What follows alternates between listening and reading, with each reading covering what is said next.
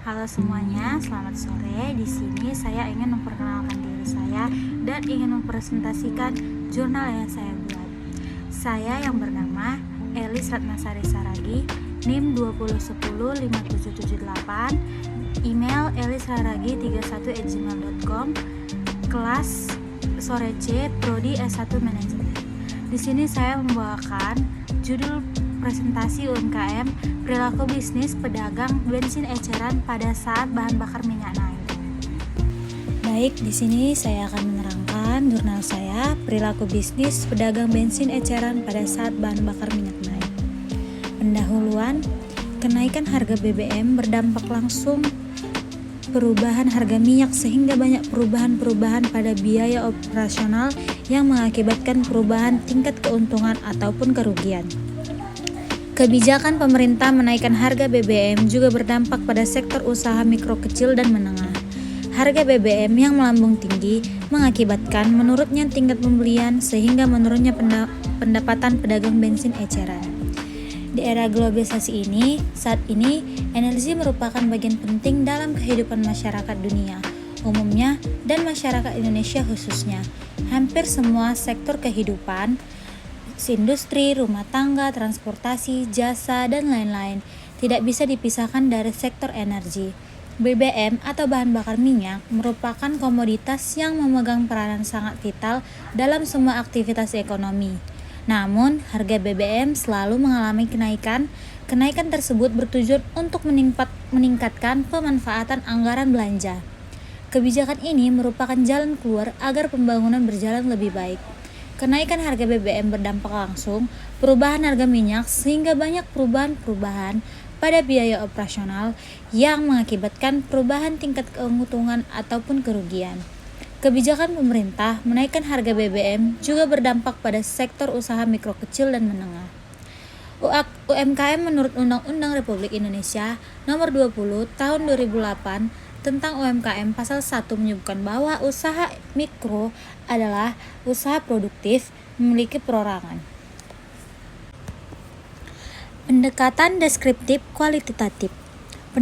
Pendekatan deskriptif kualitatif yaitu metode analisa data yang mengelompokkan data, menyeleksi data yang diperoleh dari penelitian lapangan menurut kualitas dan kebenarannya.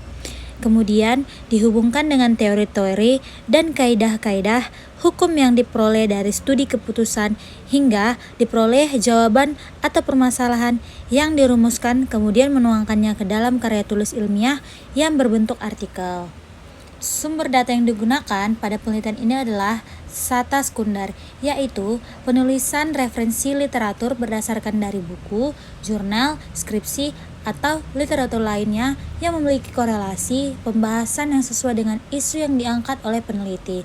Literatur yang telah didapatkan kemudian dianalisis sehingga mendapatkan sebuah kesimpulan.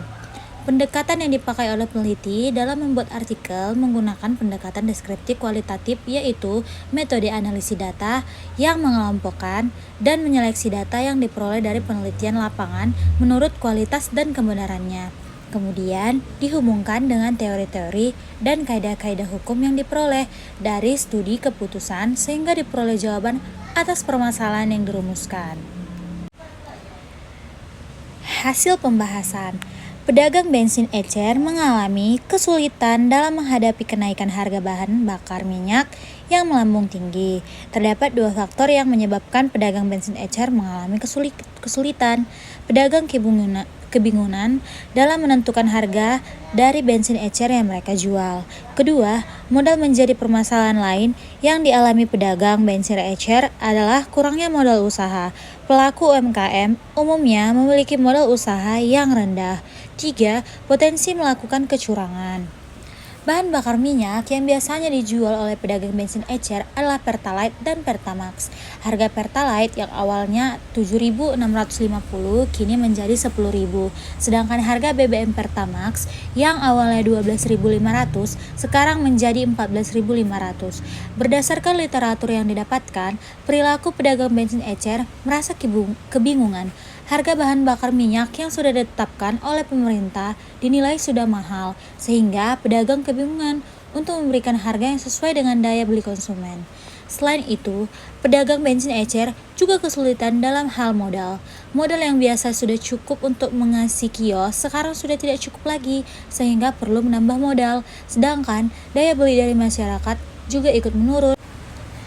Baik, kita masuk ke dalam kesimpulan. 1. Semenjak naiknya harga BBM, pedagang perlahan-lahan kehilangan konsumen karena merasa lebih murah membeli BBM secara langsung dari SPBU. 2. Pedagang bensin yang mengalami kesulitan dalam hal modal usaha yang terbatas sehingga terancam bangkrut. 3. Pedagang yang terancam bangkrut berpotensi melakukan kecurangan dengan cara mengurangi takaran sehingga merugikan konsumen. Saran kepada pedagang, kepada konsumen.